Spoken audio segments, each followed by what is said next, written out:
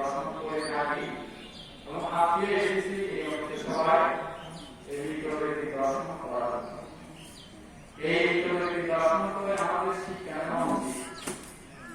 কি শিক্ষা নেওয়া উচিত এটা বলার কারণ হচ্ছে যে আমাদের যে সূত্রটি অন্তর্গত অঙ্কুরের এর মধ্যে প্রথম বিভাগের মধ্যে সেখানে দেওয়া সূত্র আছে।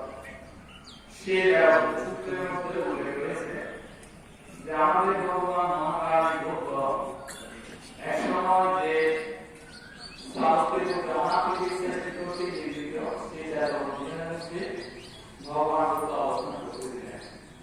তখন একদিন ভগবান ভক্ত দেখতে দেখতে বললেন এই দুয়ার বিশিষ্ট দুটি গৃহ তথা একজন সুকুমার পুরুষ উভয় নিয়ে মাঠে অবস্থান করিয়ে দেখতে পায় কিভাবে মনুষ্যগণ গৃহের মধ্যে প্রবেশ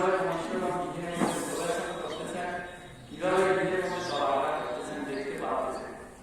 কিন্তু